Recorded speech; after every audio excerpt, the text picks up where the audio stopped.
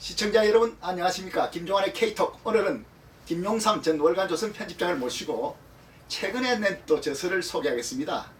김용삼 전 편집장께서 이승만의 네이션 빌딩이라는 이 저서를 최근에 냈습니다. 뭐 일부 신문과 매체에서 소개했습니다만은 특별히 또 우리나라가 기본이 많이 흔들렸지 않습니까? 세월호.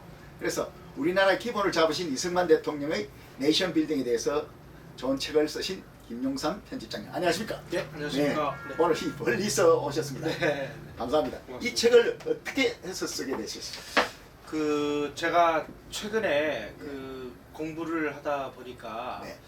우리 사회의 가장 심각한 문제는 결국은 민주주의가 제대로 작동이 되려면 네. 민주 시민이 있어야 되는데 과연 우리 사회에 민주 시민이 존재하느냐? 네.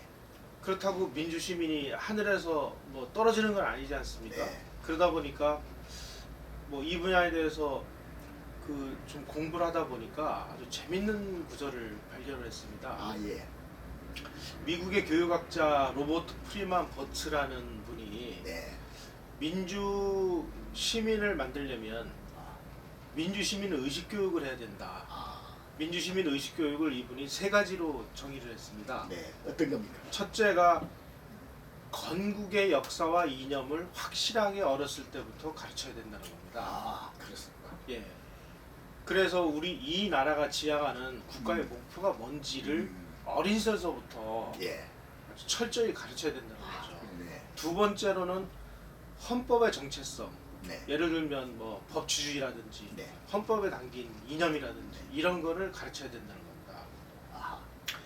세 번째는 민주 시민으로서 갖춰야 될 권리와 함께 의무도 가르쳐야 된다는 겁니다. 네. 의무도 가르쳐야 된다. 예, 그런데 과연 지금 우리 학교에서 네. 우리 초등학교, 중학교, 고등학교, 대학교를 거치는 네. 이 교육의 현장에서 로버트 프리만 버츠가 얘기한 민주시민 의식 교육을 제대로 하고 있느냐? 네. 저는 상당히 좀 절망적이라고 생각합니다. 뭐 지식을 늘리는 교육, 뭐 이런 것들은 많이 하지만 네. 그건 정말 민주주의에 필요한 민주시민 의식 교육은 어디에서도 하지를 않는데 네. 그렇다면은 우리는 지금 우리 사회에서 예. 건국에 대해서도 아직까지 의견의 일치를 보지 못하고 있는 게 그렇죠. 사실입니다. 예. 1948년 8월 15일 날 대한민국이 건국이 된 것은 그야말로 공산주의의 방파제로서 대한민국을 건국을 해서 비록 뭐 분단 정권이긴 하지만 1948년 8월 8월 15일 예. 예. 그래서 대한민국이 출범을 했는데 네. 건국에 참여하지 않은 세력들은 네. 그게 분단 정권의 출범이니까 이 근본적으로 잘못이 된 거다 이렇게 또 공격을 하고 그 원인만 가지고 계속 그냥 그렇습니다. 예. 네. 그래서 도대체 이제 원점으로 돌아가서 네. 이 민주 시민 의식 교육이 제대로 되려면은 결국은 건국의 역사와 이념을 가르쳐야 되는데 우리가 어떻게 건국이 됐는지를 우리는 잘 모르고 있거든요. 네. 그래서 안 되겠다. 나라도 한번 이거를 써보자. 그래서 네. 정말 어려운 과정을 예. 거치며 네. 이 책을 쓰게 됐습니다. 예, 그동안 참 최근 몇 년 사이에 뭐 한 20년 됐죠. 네. 그 민주화 이후에 좀 사회가 안정될 때 이승만에 대한 재평가는 나오고 네. 또 그런 책들도 최근까지도 나오고 이랬지만은 예. 거기에 대해서 또 저쪽 종국 세력들이 공격을 많이 했지 않습니까? 예. 또 특별히 그 영상물을 갖다가 조작해 가지고 예. 그런데 이참에 이제 나오는데 생각보다 제가 이 책이 우선 방대합니다. 네. 지금 페이지 수가 뭐 500, 거의 500이 다 됐네요. 정도, 예. 그리고 또 이승만 대통령의 고민에 대해서 참 입체적으로 잘 썼어요. 이승만 대통령이 그 당시 이승만 대통령이 그 환영도 못 받은 그 기국이죠. 네. 그런데 그 과정도 잘 설명해 놓은 건 아니고 그 당시 그 국무부에 1940년대부터 루스벨트 대통령 행정부 트루만 그 이어지는 그 정부 동안에 그 국무부에 또아리를 펴렸던 그 간첩 세력들, 예, 그거에 대해서 그거는 전율이 지금 읽어도 전율이 날 정도예요. 예. 어떻게 그런 환경에서 우리 대한민국이 이렇게 참 됐는지. 어떻게 보면은 네. 뭐 기적이라고 할 수도 있고요. 예. 또 어떻게 보면은 네. 이승만 대통령이 네. 그 어려운 시절에 미국에 유학을 가서 이승만 대통령이 학사, 석사, 박사를 다 다 미국에서 그렇죠. 했는데 예. 그 중에서도 이 세 개 대학이 다 뭐 미국 사회에서 최고 수준의 대학이지 않습니까? 그렇습니다. 예. 그러다 보니까 이승만 대통령이 가지고 있는 인적 네트워크 네. 우리가 몰라서 그렇지 이분이 가지고 있는 미국사 상류층의 미국을 예. 움직이는 이 계층의 이승만 지지자들이 상당히 많았고 네. 또 역으로 그렇기 때문에 이승만의 반대자들도 상당히 많았다고 어떻게 생각합니다. 예. 그러니까 알면 또 반대자가 있으니까 아는 예. 사람 중에서도. 예. 예. 그 중에서 이제 가장 큰 반대자들은 이제 그 루스벨트 행정부, 트루먼 행정부 시절에 네. 미국 뭐 국무부를 비롯해서 고위층에 침투해 있던 이 네. 소련 간첩들, 예. 알지 히스. 예, 예. 그 소련 간첩에서 조종받는 그런 고위 관료들 예. 이런 사람들이 이승만의 가장 큰 네. 적이었다 이렇게 생각을 예. 하고요. 그런 그 적들에 둘러싸여 있음에도 불구하고 네. 어렵게 우리가 건국을 이뤄낸 것은 정말 우리 한민족 역사상 위대한 성취가 아닌가 이렇게 생각을 예. 하는데 일부에서는 또 정반대로 네. 해석을 한단 말이에요. 그래서 예. 이런 것들이 이 책을 계기로 해서 네. 정말 그 민주 시민 의식 교육을 시작을 하려면 네. 좋은 건국의 교과서를- 역사와 이념부터 제대로 가르치는 네. 뭐 좌파도 좋고 우파도 좋고 다 좋습니다만은 네. 사실관계부터 알고 난 다음에 우리가 정확한 사실 그렇죠. 네, 그래서 저는 이 책을 쓰면서 이 사실관계가 어떻게 됐는지를 네. 중점적으로 좀 네. 파헤치는 그런 글을 썼습니다. 예. 그 제가 지금 그 참 말씀하신 그 아이를 갖다가 초등학교 1학년부터 이어봤어요. 네. 내가 그 갔을 때 마침 우리 집 셋째 딸이 미국에 내가 갔을 때. 91년에 네. 특파원 나갔을 때 셋째 딸이 초등학교 1학년에 들어갔거든. 예. 그 다음에 위에 큰 애들은 초등학교 5, 6학년에 들어갔는데 이제 제일 큰 애는 한국에 나와 있는데 예. 얘가 이제 이야기를 하는데 그때는 뭐 그런 대화를 나눌 틈이 없었어요. 걔도 뭐 사춘기고 그러니까. 근데 요즘 걔가 한국에서 이제 이렇게 자꾸 한국 학생들도 접해 보고 뭐 한국 애들 이야기를 나눠보더만은 정말 그 시민교육이 얼마나 철저했다고 하는 걸 내한테 이야기를 해주는 거. 나는 이제 미국 교육이라고 그러면 대학원 때 그 대학원 과정에 가가지고 언론대학 거기서 했는데 그 과정에 들어갔는데도 항상 우리가 듣는 것은 파운딩 파더스 건국의 아버지 뭐 이런 거는 수시로 그 문헌에서 접하게 된단 말이에요. 언론을 해도 그냥 그쪽으로 또 갔다 이야기를 하고 그 언론 자유를 논할 때도 글로 가고 그래서 본인은 초등학생부터 모든 단계 시민들 교육 과정에서 건국 이념이라는 거 그리고 자유 그것이 그래서 그 정보의 자유 뭐 그런 게 우리가 근본적으로 또 다른 잘 없으니까 정보 청구권 이런 걸 거기 또 다 그쪽에 연결이 되니까 뿌리가 미국은 그 자기네들이 쓰는 집회에 예. 그 건국의 그 국부라든지 예. 중요한 역할을 한 대통령이라든지 이런 사람들을 다 새겨서 예예 늘 국민들이 그 기억을 하게 만들지 그렇죠. 않습니까? 돈보다 있는 1달러는 이제 조지 워싱턴이 되고 예. 뭐 이랬는데 나 100달러는 프랭클린인가 예. 벤자민 프랭클린이 되고 이 그 나머지 중간에 그 대통령들 있지 않습니까? 예? 근데 그거 다 알죠. 우리는 지금 뭐 집회에다가 김구 초성화를 넣자는 얘기는 있어도 예. 그야말로 건국에 그 주역을 했던 네. 그런 사람들을 넣자는 얘기는 우리는 없죠. 예. 근데 이제 예전에 국권 5.16 이후에 화폐개혁 전에는 이승만 대통령이 들어가 있었는데 예. 이제 그 독재자로 그렇게 매도한 이제 그렇게 또 망명 아닌 망명을 또 떠나셔야 되고 그래가 이제 그게 없어졌는데 사실 지금 뭐 세계에서 최초로 뭐 모장 안에도 들어간다 있고 말이죠. 일곡이 이와 신사임당 이런 근데 사실은 그 우리 건국할 때 그거는 다른 분들이 많은 문제를 제시해 줬죠. 근데 지금 참 중요한 게 고등학생 제가 이 책은 고등학생 정도 읽으면 딱 좋겠어요. 좀 쉽게 썼습니다. 예. 네. 고등학생은 참 쉽게 중학생한테 조금 어려울지 몰라도 예. 고등학생한테는 있는 일을 일단 설명을 하면서 하기 때문에 예. 제가 좀 나아요. 그러니까 아까도 말씀드린 또 그 미국도 사실은 우리 종북 성향 대통령 문제 때문에 그렇듯이 루스벨트가 사실 알고 보면은 친소 정책 때문에 많은 그 논란이 있었지 않습니까? 그 루스벨트 대통령은 어떻게 보면은 뭐 본인이 소련을 좋아해서 친소 정책을 했다기보다는 네, 전쟁 수행이라는 예. 정말 어쩔 수 없는 국가 비상사태를 맞아서 예. 그 뭐 파시즘의 나치 독일하고 예, 그 일본의 군국주의 예, 그다음에 파시스트 무솔리니하고 전쟁을 하려고 보니까 예, 뭐 혼자서는 좀 힘에 부치고 그러니까 그렇죠.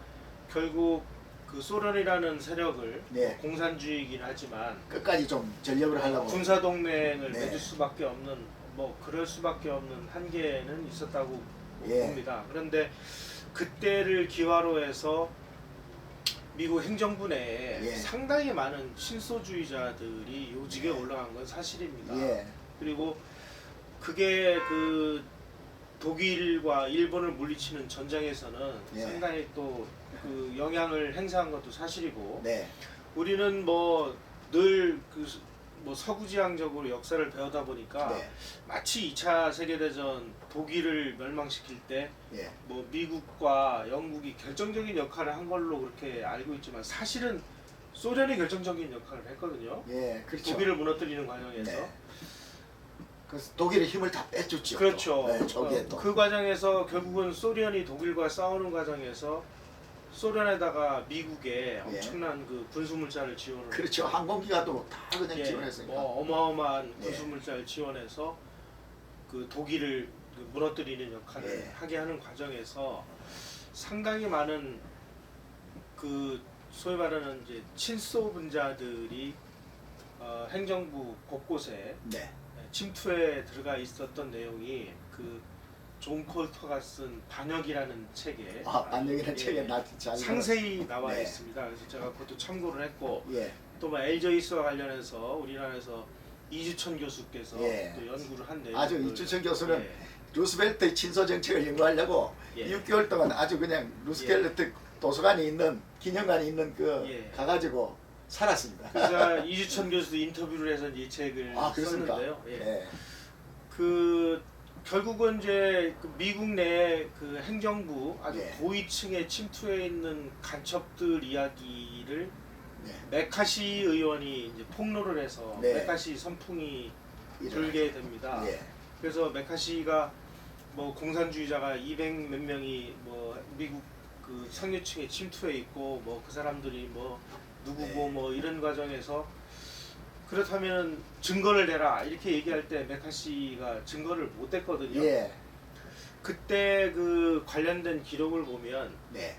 메카시가 그 공산주의자라고 지목한 사람들은 네. 미국 CIA로부터 명단을 입수를 해서 얘기를 했는데 네. 미국 CIA가 계속 그 소련 간첩들이 비밀 교신을 하고 있는 걸 알면서 예, 그 암호를 도청을- 보호하기 위해서. 예, 예, 예. 도청을 하고 있었는데 이거를 공개를 해버리면은 그렇지. 자기네들이 도청하고 있다는 그 자체가 알려지고 그렇지. 그러면 또 적들이 암호를 바꾸니까 예. 이거를 보호하기 위해서 네. 그냥 모른 척 한 거죠. 그 덕분에 막 그냥 네. 그래서 메카시가 상당히 좀 위기에 몰려서 그렇죠. 또 뭐 역풍이 불기도 하고 그랬습니다. 마지막에 좀 비참하게 죽었어요. 예. 네. 그런데 나중에 미국이 1993년에 가서 그 93. 베노나 문서라는 거를 공개를 함으로 예. 해서 그 당시 메카시가 지목을 했던 사람들 중에 많은 사람이 실제 소련 간첩이었다는 게 완전히 밝혀졌죠. 공개가 됩니다. 네. 사실 그거 암호라는 것은 해독한다는 것 자체를 알리면 안 되니까. 예. 참 근데 메카시가 그 상원의원이 재편가 되는 또 계기가 됐고요. 그런데 그렇죠. 우리는 지금도 이제 메카시 뭐 이러면서 공격을 하지 않습니까? 자익에서 예. 종북이 뭐 그냥 종북으로 몰면 메카시 선풍을 그런데 사실은 메카시는 이제 미국에서 그 재평가 돼가지고 예. 그 맞았다 이렇게 되고 뭐 로젠버그니 다 그냥 사실로 드러났지 않습니까? 그 당시에 그 엘저이스라는 유명한 그 예. 소련 간첩이 예, 국무부 최고이지. 예. 그 국무부에 말하자면 지금 오늘날의 유엔을 창설한 사람이 엘저이스인데 예, 놀라운 사실입니다. 예. 엘제이스가 이제 그 조사를 받게 됐는데요. 예, 그 조사 과정에서 LGUS가 명백히 간첩 행위를 했다라는 증거가 그 당시에는 나오지 않았습니다. 아 예. 그래서 그런데 그 당시에 이제 그 닉슨이 하원 그 소위 위원장이었는데 그렇죠. 닉슨이 끝까지 LGUS를 파헤쳐서 예. 그 기소를 당하게 만듭니다. 예, 기소를 했습니다. 예. 예. 그런데 그 기소한 내용이 뭐냐면은 위증죄예요. 아 위정죄. 예. 그러니까 간첩죄는 공소시효가 끝나가지고 예. 그 부분은 이제 죄를 물을 수가 없고 예. 이 사람이 위증을 한 것으로 해서 약 5년간의 그 예. 감옥살이를 하게 됩니다. 우리한테 지금 굉장히 종일시사하더라고요. 예. 우리도 공소시효 넘었다고 이럴 수 있는 사건들이 있지 않습니까? 그래서 그 당시에 그 LGUS는 그 수감 생활을 하고 나와서도 나는 그 억울한 희생양이다 이런 식으로 이제 선전을 하고 다녔는데 예. 1993년에 그 베노나 문서가 공개가 되면서 네. LGUS가 얄타 회담 끝나고 예. 극비리에 소련을 방문한 아. 알레스라는 암호명을 쓴 간첩이 LGUS였다. 아. 이렇게 소리까지 극비리 갔군요. 예. 이주천 교수가 연구한 결과에 의하면 네. 얄타 회담에서 루스벨트가 그 당시에 그 건강이 굉장히 안 좋았었는데 예.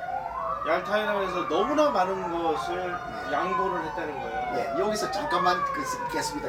우리가 위치가 예.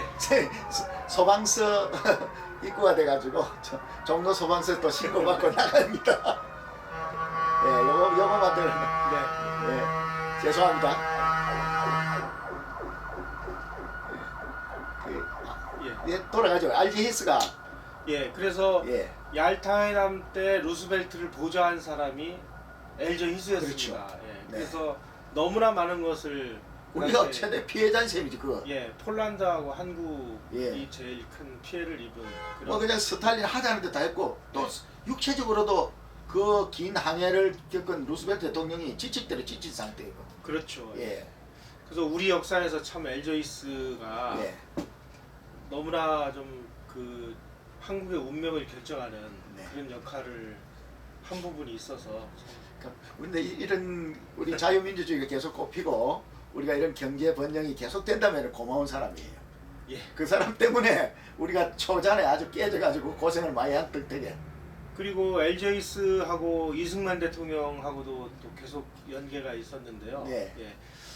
그 뭐 예를 들어서 이승만 대통령이 뭐 청원하러 갈 때 그걸 막은 사람이 사실은 LG히스고 하여튼 요새 악연들이 네, 있는 그렇죠. 사람 중에 하나입니다. 그 귀국도 못하게 막고 이랬으니까. 예. 예, 그런데 또 이런 그 가설도 그 일부 연구자들이 예. 제기하는데요. 그 당시 트루먼 대통령, 네, 그 다음에 애치슨 그 국무장관 네, 이런 사람이 민주당이었는데 네.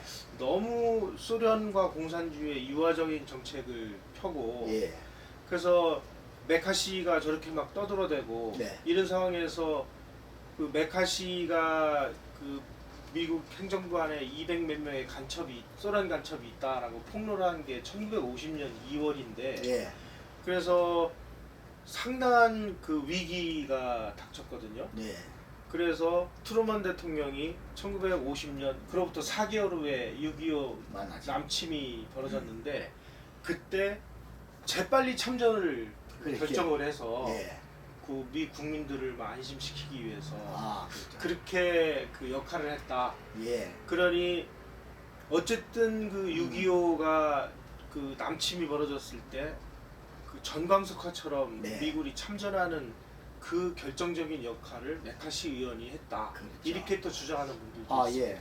그 참 그리고 저도 오늘 이 책을 보기 전까지는 트루먼 대통령이 좀 그분이 시종일관 그런 대소라든지 공산당에 대한 강경인 줄 알고 그게 아니더라고요. 예. 그러니까 루스벨트 대통령이 자기를 갖다가 그 계승할 수 있는 그런 자리까지 다 부통령이 예, 됐으니까.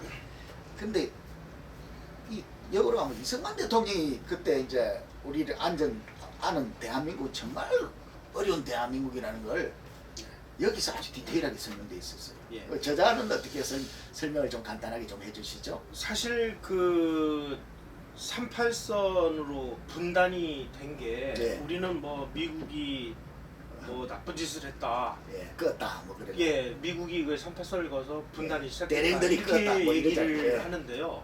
사실 그 내막을 들여다보면 그렇게 저는 얘기할 수 없다고 봅니다. 왜냐하면 미국이 38선을 긋지 않았으면 1940년 8월 15일 그 무렵에 이미 소련군이 한반도 전체를 장악을 했을 겁니다. 네. 그런데 예. 정말 그 소련군의 남진을 막기 위한 고육지책으로 38선이라는 것을 고안을 해서 예. 이거를 제안을 했을 때 과연 이거 소련이 이 38선 여기에서 너희들 진군을 멈추고 스톱할 것이냐. 예. 그 아래 남쪽은 미군이 그 들어가서 일본군을 무장 해제를 하겠다라는 그 안을 내놨을 때 예. 과연 소련이 이걸 받아들이겠느냐고 참 우려를 했는데 예. 소련이 그걸 받아들였거든요. 예. 안 받아들일 수도 있었어요. 그러고 보니까. 그렇죠. 네. 예. 왜냐하면 소련군은 이미 8월 11일 날 네. 그 북한 영내에 저기 들어와서 예. 8월 15일에는 원산까지 점령을 했거든요. 예, 그게 그 잠깐 말하자면 저 한국일보 사주 예. 장기영 장기영 사주가 예전에 그 당시 어디 있었냐면 한국은행 예. 그리고 조선은행 그에 그 한국은행 그 청진 지점에 있었어요. 예. 그래가지고 그걸 아는 거예요. 자기 집 앞에 어떤 여자 거지가 있을 때 예. 와!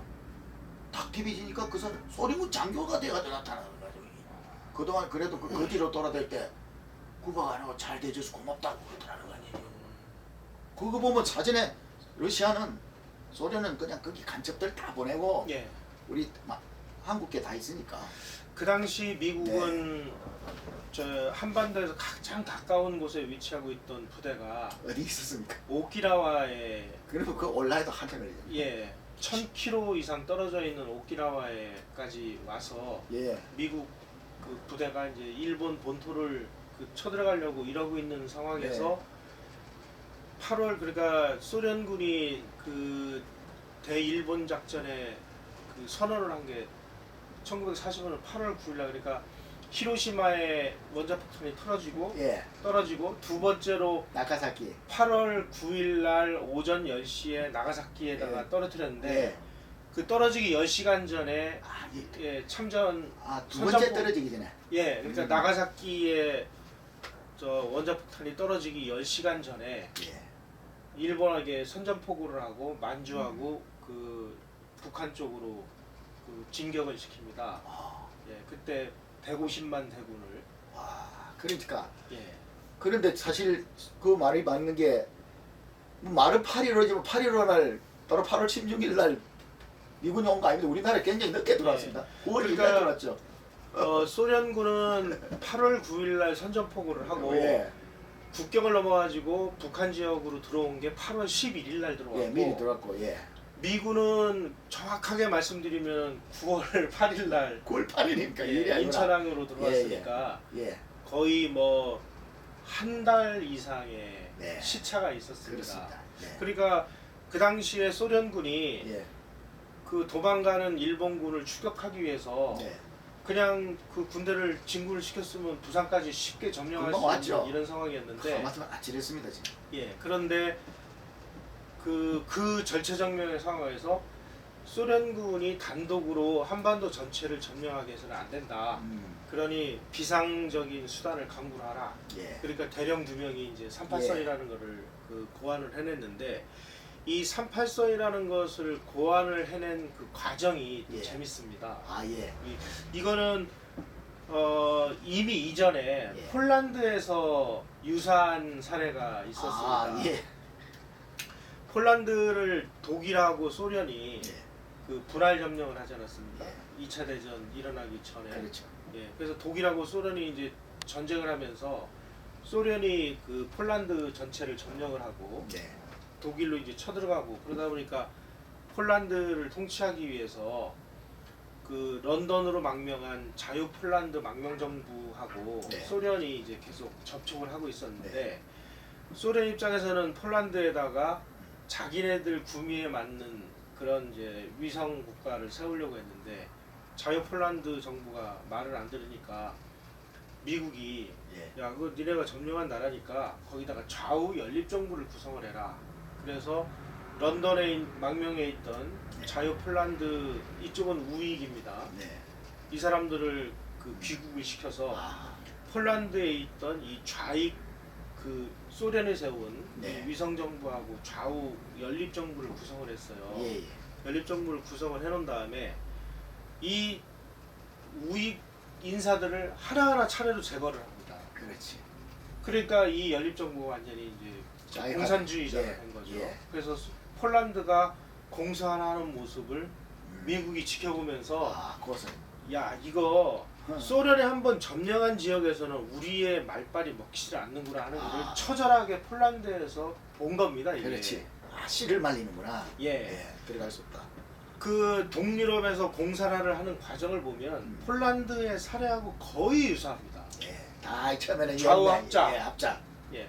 그래서 이승만이 외신을 통해서 폴란드, 뭐 유고슬라비아, 헝가리, 체코 이런 동유럽 국가들이 차례로 그 좌우 연립 정권을 수립을 하고 예.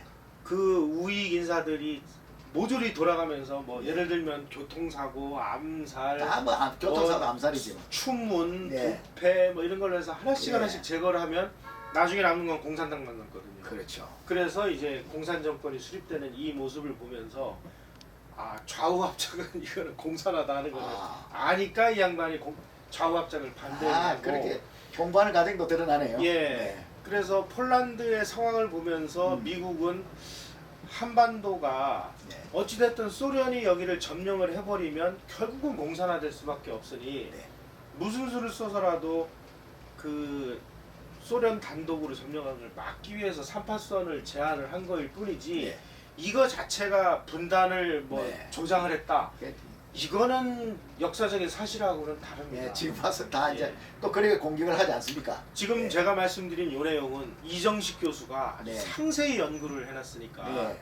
이정식 교수가 연구해놓은 그 내용을 보면 너무 아, 정확하게 네. 나와있어요. 정말 이 그런 분단에 대해서도 그 호기심을 유발하고 또한 기본적인 팩트는 다 여기 나와 있더라고요. 예, 그런데 예. 최근에 제가 재미있는 일이 있었습니다. 우리 여기 코너돈을 가는데 보면은 길에 헌책 노점상이 있어요. 예. 한 1년 전인가 2년 전인가 내가 황석경전이 그 뭡니까 북한 방문기 예. 거기도 사람이 살았네를 사놓고 안 읽었었어요. 네.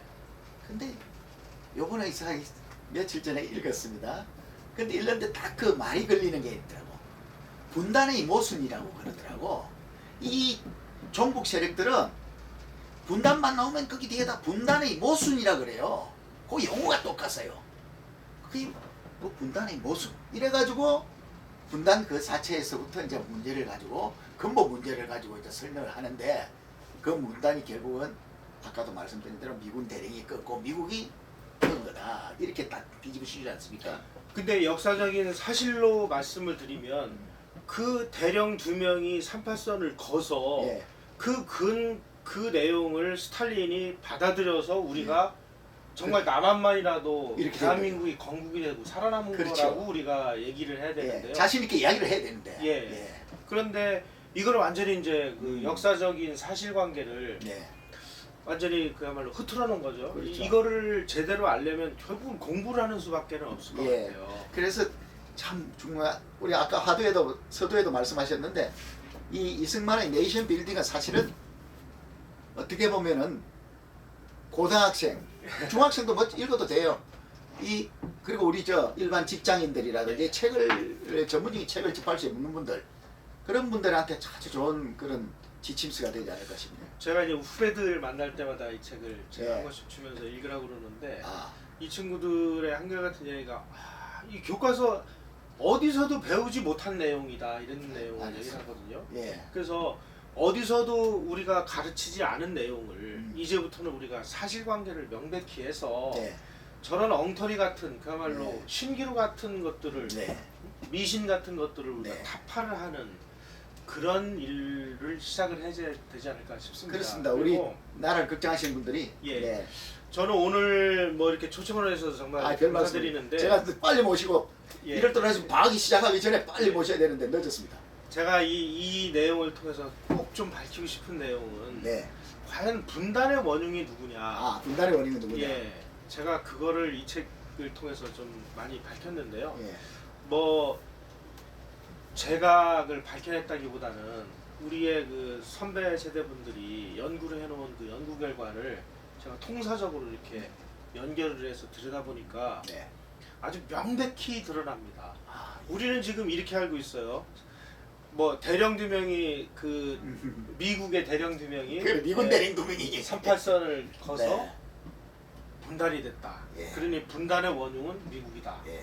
두 번째, 분단 국가를 세운 사람은 1946년 6월 4일 날 이승만이 정읍에서 발언을 해서 그렇지. 뭐 단독 정부. 뭐 남한만이라도 예. 임시정부를 구성해서 예. 이게 단독정부를 예. 주장한 것이다. 그러니 이승만이 분단의 원흉이다. 네. 이렇게 얘기를 합니다. 예. 아예 그냥 그게 나옵니다. 정설처럼 굳어져 있고 모든 사람들의 뇌리에 박혀 있어요. 예. 그래서 분단의 원흉은 미국과 이승만이다.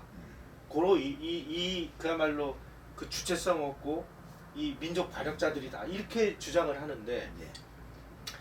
정말 이거는 역사의 왜곡일 뿐만 아니라 예. 정말 무책임한 선동일 뿐만 아니라 네. 무식의 극치입니다. 네. 이미 1945년 네. 9월 20일 날 네. 스탈린이 38선 이북에다가 부르주아 단독 정권을 구성을 하라라고 비밀 지령을 내린 게 예. 1993년 일본 언론에 의해서 폭로가 됐습니다. 아. 이 역사적 사실이 있어요. 일본 언론에서 거기 예. 또 보고 있군요. 그러니까 구소련 비밀 문서 그다 해제된 내용 중에 네. 그거를 이제 일본에 있는 언론들이 그걸 발견을 해서 네. 일본 언론이 특종을 했습니다. 아, 예. 그 전까지만 해도 도대체 왜 북한에서 네. 1945년 9월 20일이면은 저 8월 15일 날 그 해방이 됐으니까 네. 한 달 조금 지난 상황에서 연이어서 좀 이해할 수 없는 일들이 일어나거든요. 김일성이 막 군중들 앞에 30몇 세 새파란 친구가 등장을 가짜인 줄 하고 뻔히 아는데 예. 말이야 나왔죠. 조만식이 감금당하고 정황신의 강림동하고 예. 또 1946년 2월 달에 뭐 북조선 임시인민위원회가 만들어지고 예. 임시인민위원회가 만들어진 다음에 토지개혁이 실시되고 네. 국유화가 되고 예. 뭐 돈을 새로 만들고 중앙은행을 만들고 뭐 이런 네. 일들이 아주 굉장히 일사불란하게 일어납니다. 스피디하게 나왔습니다. 예, 스피디하게. 그 전까지는 이게 의문이었어요. 예. 왜 이럴까? 아, 왜 이럴까? 근데 그런데 그 문서가 발견됨으로 해서 네. 이게 아, 그 부르주아 민주주의 정부를 구성하라는 이게 음. 공산 단독 정권을 구성하라는 비밀 지령이구나 하는 게 밝혀진 겁니다. 이게. 네. 확실히 이제. 네. 네. 이것도 이정식 교수가 아. 상세 연구를 해놨어요. 아, 예. 참 펜실베니아 대학 이정식 예. 교수님도 거기 뭐 평생을 그 참 바쳤었죠. 네, 저도 그 책을 보면서 참 공부를 많이 네. 했는데요. 아주 책을 그야말로 교과서를 집필하셨네. 교과서는 아니야. 아니 사실상 교과서. 우리가 이런 역사적 사실이 있음에도 불구하고 네. 이런 것들을 다 고의로 은폐하거나 네. 아니면 그냥 외면하거나 예. 아니면 뭐 없었던 일로 하거나 아니면 네. 거짓말이라고 선동을 하면서 그 분단의 책임을 미국과 이승만으로 돌리는 이런 일에서 예. 이제는 우리가 학문적으로 네. 역사적 사실면에서 벗어나야 된다라는 차원에서 예. 말씀을 아주 참 드립니다. 좋은 말씀이고요. 예. 또 하나는 이 책 제목과 관련해서 예. 저는 이제 이승만 대통령이 네이션 빌딩을 어디까지로 보느냐면은 네. 6.25가 없었다면은 이승만 대통령은 절반의 네이션 빌딩 그냥 기초만 하고 가실 뻔했는데 예. 이게 6.25가 하여튼 잘못해 터진던데 예. 그게 우리한테 축복이었다고 이제 그러지 않습니까? 물론 이산 가족을 낳고 많은 슬픔이 있었지만은 예. 인명이 희생됐지만 왜냐? 한미 방위조약, 한미 동맹 그것이 네이션 빌딩의 이승만 기초- 대통령으로서는 가장 중요한 토. 예. 저는 우리나라에서 진정한 의미에서 예. 네이션 빌딩이 완성되는 것은 남북 통일이 돼서 네, 이제 통일 국가가 수립될 때의 진정한 네이션 빌딩이 완성이라고 보고요. 네. 그 1차적인 완성은 이승만 대통령 시절에 네. 한미 상호방위조약으로 인해서 네. 우리가 그 공산군들의 남침을 예. 억제할 수 있는 예, 60년이 넘는 이 평화를 시스템을 우리가 그 완비를 한 시점을 1차적으로 이제 네이션 빌딩이 네. 완성됐다고 그렇게 생각을 하는데요. 아, 네.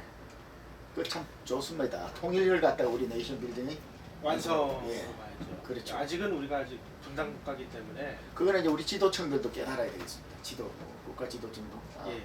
예, 그런 측면에서 그런데 우리가 이제 그 3년여에 걸친 전쟁을 통해서 우리는 너무나 많은 피해를 입었습니다. 그렇죠. 뭐 인적 피해를 말씀드리면 거의 200만 명이 죽거나 그렇죠. 다쳤는데 그때 우리 인구가 2천만 명이었거든요. 네. 그러면 전체 인구 10명 중에 한 명이 죽거나 다치거나 납치당하거나 이렇게 됐다는 거예요. 예, 그렇네요. 예, 10%. 예, 10%가. 예, 예. 그리고 뭐 그나마 일부 남아있던 주택의 60%가 파괴가 됐습니다. 그 다음에 뭐 그나마 약간 남아있던 산업시설의 76%가 파괴가 그렇죠. 뭐 전쟁을 통해서. 종려 공장은 다 북한에 있고 그나마 좀 있던 건 남한에 있던 것마저 다 그냥 학교 시설의 36%가 파괴가 됐습니다. 학교 시설도 예. 그러니 주택의 60%가 파괴됐다 그러면은 좀 언뜻 그 이게 실감이 와닿지 않을 텐데 네. 전 국민 10명 중에 6명이 집이 없어진 거예요.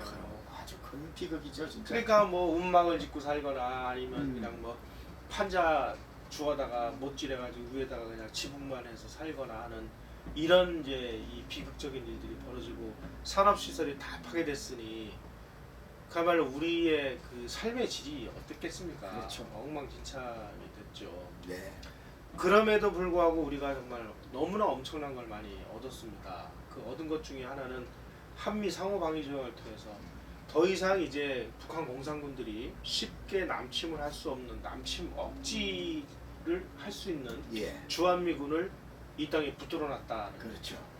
그게- 따라가는 걸 붙다는 예, 셈이죠. 그게 하나고 두 번째로는 우리가 그 뭐 이승만 대통령은 휴전을 반대를 했습니다마는 네. 왜냐하면 휴전을 하면은 38선으로 분단된 거나 휴전선이나 거의 비슷하거든요.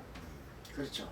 그러니까 전쟁 이전의 상황에서 어정쩡하게 네. 그냥 휴전이 돼 버리면은 분단의 장기화가 그 고착이 되네. 고착이 되는 예. 건데 이거는 내가 용납할 수 없다. 아하. 전쟁의 목표는 북한까지를 점령을 해서 통일 정부를 세우는 것이다. 이거였는데 네. 뭐 미국이나 이런 데서는 너무나 많은 피해가 발생을 하고 그렇죠. 너무나 많은 자국 군대에서 자국 국민들이 예. 죽어가고 그러니 여기다가 우리가 왜 이렇게 돈을 써야 되느냐. 또 전쟁이 장기화라서 국방 예. 예산이 증가하니까. 예. 그러다가 보니까 이제 그쪽에서는 어정쩡하게 네. 휴전선을 중심으로 해서 휴전하려고 했고 예.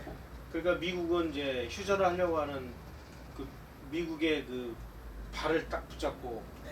한 번 왔는데 못 나간다. 너희들이 우리의 요구를 들어주지 않는 한은 우리는 휴전에 동의할 수 없다. 그래서 뭐 반공포를 석방을 하고 뭐 이런 그 아주 강수를 두는데 예. 결국 미국이 한국을 달래기 위해서 한국이 그토록 원했던 상호 방위 조약을 그렇죠. 맺게 됩니다. 네. 그 방위 조약의 첫 번째 내용이 주한미군의 주둔을 통한 남침 억지력을 가지는 거고 아, 그 두 번째로는 한국군을 20개 사단으로 하고 예. 그러니까, 해군과 공군을 강화를 해서 네. 처음에는 72만 대군을 우리가 보유하게 됐습니다. 예. 우리의 경제력에 비해서 너무 많다고 그렇죠. 해가지고 1958년인가 59년에 가서 약간 그 강군이 강군을 돼. 해서 그게 이제 나중에 올리고리 또 연결이 되는 네, 원인이 그래서 이제 되죠. 한 65만 정도 네. 수준의 우리 군을 아, 우리가 예. 보유하게 됐고 그 군대의 그 무기와 예. 탄약과 네. 뭐 하다못해 뭐 수통 신발, 예. 수통, 예. 뭐 군화, 뭐 철모까지 다 미국이 제공을 하는 예. 조건으로 우리가 휴전을 했고 그래서 우리는 그야말로 이 60만 대군을 보유한 그 동북아에서 네. 상당한 군사 강국이 된 거죠. 예. 또 하나는 전후 복구를 위한 그 어마어마한 원조 자금을 군사원 우리가 원조를 말하는 경계 원조. 받게 예. 됐고 예. 이렇게 엄청난 그 혜택을 우리가 받아서 그야말로 1953년 이후에 동북아시아에서 전쟁이 없어졌다. 예. 주한미군이 주둔을 함으로 해서 그렇죠. 동북아의 평화가 이루어져서 그렇죠. 그 당시 예. 세계를 최강대국이 그런데 아니었을까. 1953년에 그 한국에서 전쟁이 일어나기 전에 네. 역사적으로 보면 동북아시아에서 정말 대전쟁들이 그야말로 뭐 15년 주기로 일어나다시피 했습니다. 한번 역사를 들여다볼까요? 네. 1894년에 청일전쟁이 일어났습니다. 그렇죠. 그래서 청나라와 중국과 일본이 싸웠습니다. 네. 그 다음에 1904년에 러일 전쟁이 벌어졌습니다. 예. 그래서 러시아와 또 일본이 싸웠고, 그렇지.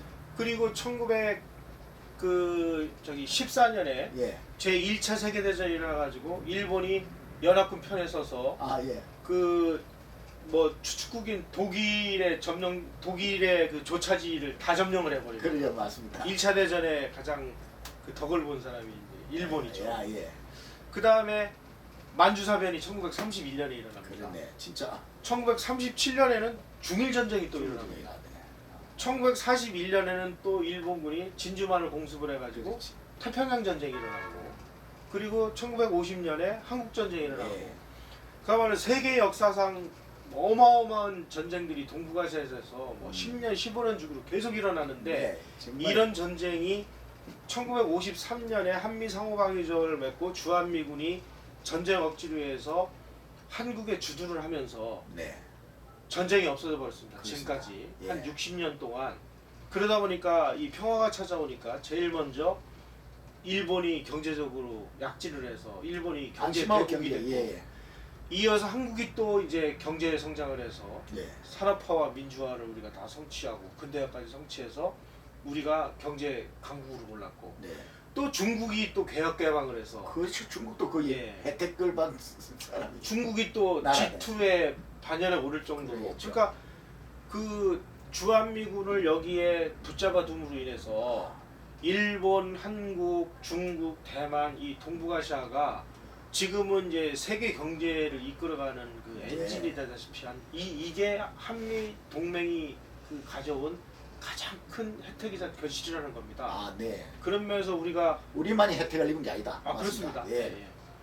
그렇다면 이제 그 이 부분하고 비교를 해보면 한미 상호조약이 왜 중요한지를 아실 거예요. 네. 정말 시야를 좀 넓게 아주 예. 생각해 주네요. 베트남이 네. 그 1974년에 파리에서 평화조약을 맺을 때 예. 휴전만 했지 상호 방위 조약이 없었지 않습니까? 없으니까 그러니까 뭐 그냥 안 돌아가. 예. 그러니까 얼마 있다가 전쟁이 벌어져가지고 냉큼 먹어버렸지. 예 공산화가 됐죠. 예. 그거하고 예.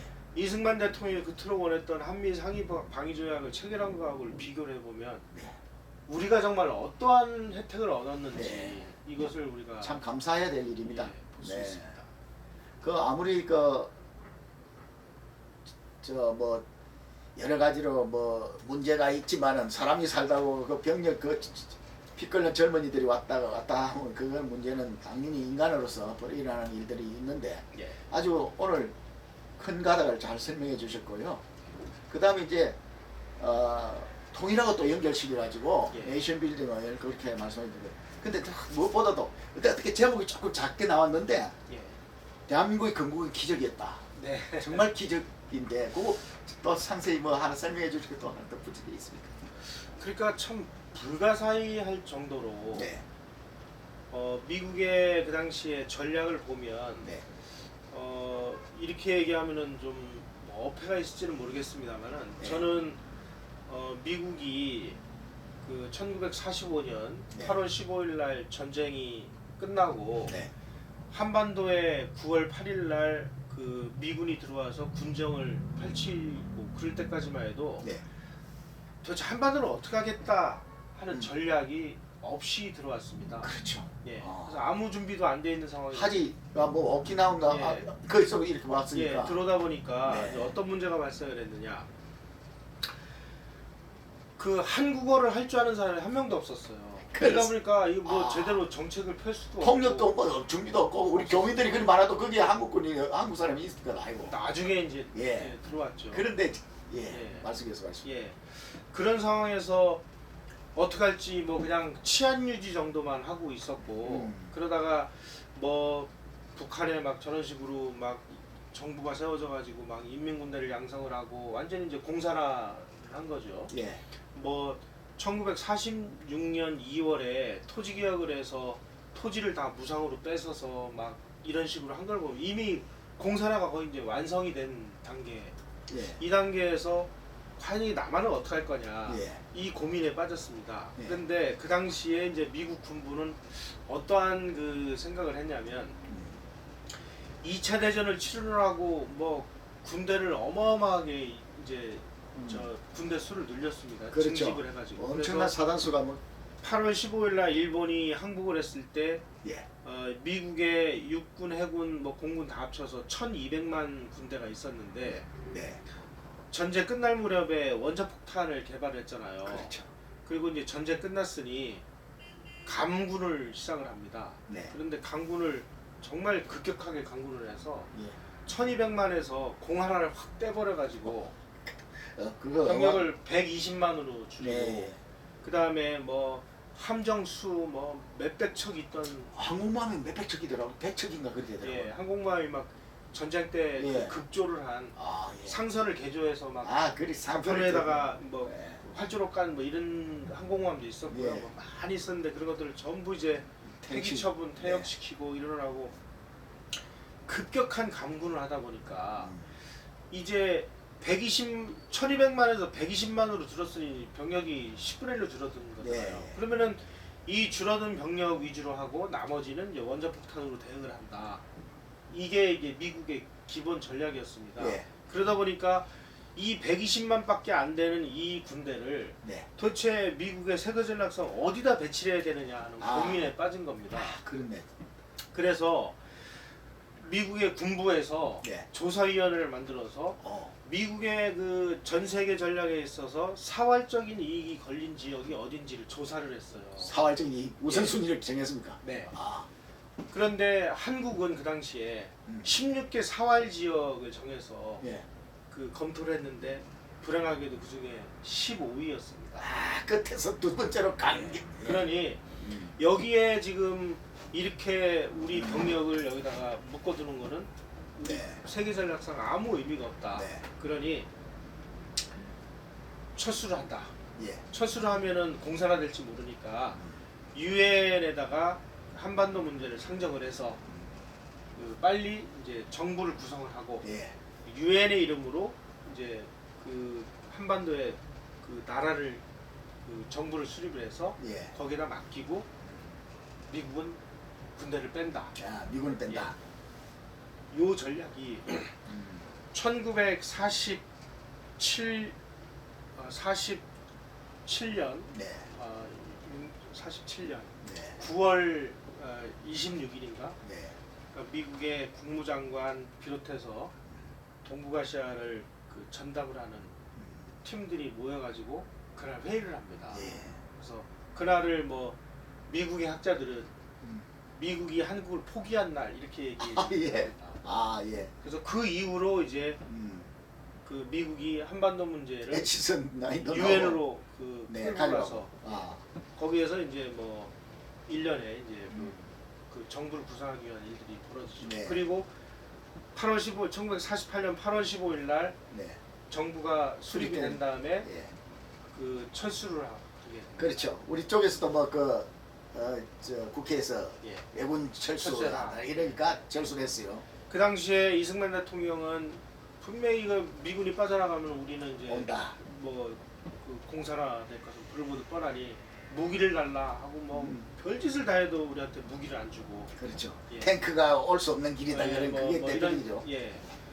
그런 상황이 돼가지고 6.25가 터졌으니 그 뭐 정말 남침을 하던 인민군들은 그 뭐 한 달이면 다 점령할 줄 알고 예. 뭐 식량도 안 가지고 왔다는 거 아닙니까? 그렇죠.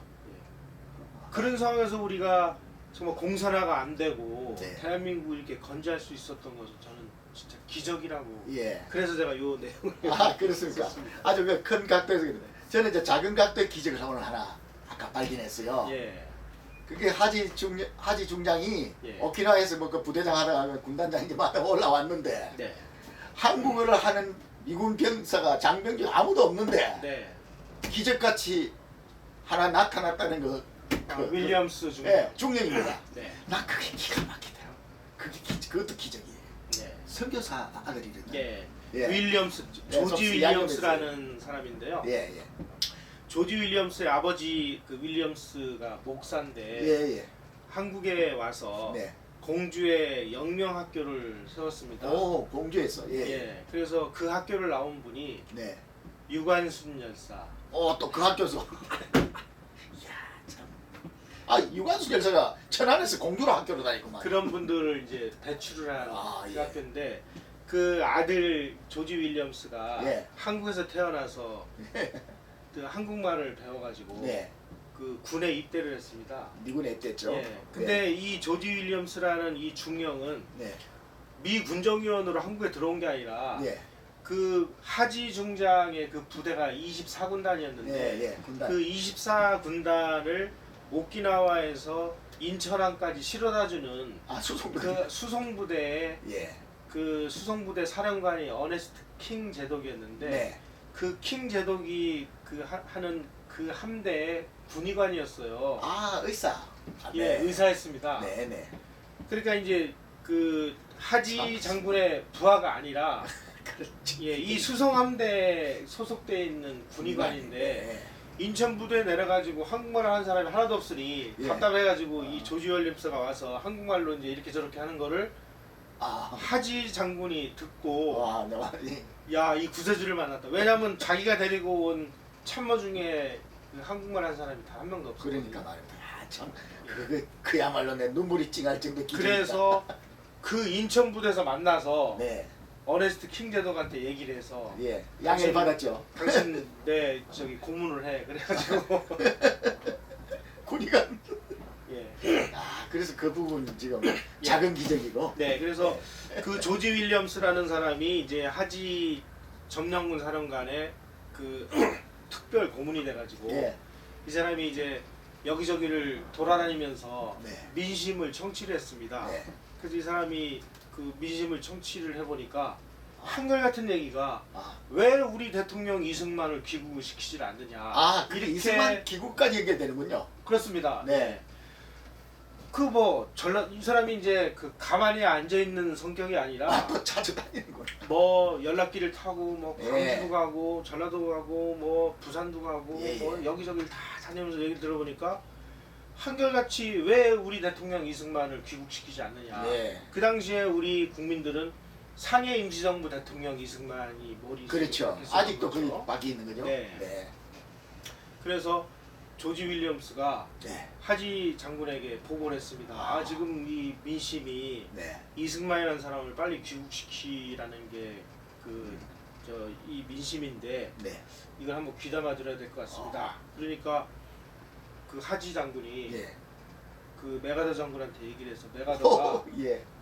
그 워싱턴에 있는 그 네. 합참 연락부 얘기해서 워싱턴에 살고 있는 이승만이라는 사람을 찾아라. 찾아내서 네. 빨리 귀국을 시켜라 이렇게 해서 그 미국의 그 합참 연락본부에 있는 대령이 예. 수소문 해가지고 이승만이 살고 있는 집에 찾아가서 네. 이승만을 찾아내가지고 귀국을 시킨 겁니다. 예. 근데 이분이 누구냐? 뭡니까? 이정식 교수가 펜실베니아 대학에서 교수 생활을 할 때 예. 자기 옆방을 쓴 교수예요. 교수예요, 그 사람도? 그 사람이 나중에 교수가 됐습니다. 야, 참 그래서 지금 제가 말씀드린 그 내용이 예. 그래서 리얼하게 나오는 거야. 이정식 교수가 그 사람한테 직접 들어서 알고 음. 있는 내용. 그럼 나는 그거는 들었어요. 뭐 이 국무성에서 안 내보내주면 못 가고 예. 있는데 막 한국에서 도로 찾아가지고 뭐 이런 걸 러프리하게 들었는데. 그러니까 그 윌리엄스라는 네. 사람이 예. 그 보고를 해서 네. 그게 이렇게 연결돼서 네. 한국으로 들어오게 된 그렇죠. 선교사 그 아들이 또. 조지 윌리엄스. 예. 그것도 하필이면 또 많은 선교사가 나온 저 서북 지방도 아니고 예. 공주에서 말이죠. 네. 오늘 참 여러모로 이 책을 보니까 재밌는데요. 이 여름 방학 동안에 뭐 자녀나 조카뿐만 아니고 우리 본인들도 우선 읽어야 되겠습니다. 연세 많으신 분들도. 그래서 다시 한번 이승만의 네이션 빌딩입니다. 출판사 이름은 북앤피플, 책과 사람이란 북앤피플인데요. 저자는 김용삼. 네, 정말 감사합니다. 네, 고맙습니다. 네, 또 계속 수고해 주십시오. 네, 고맙습니다. 감사합니다. 네.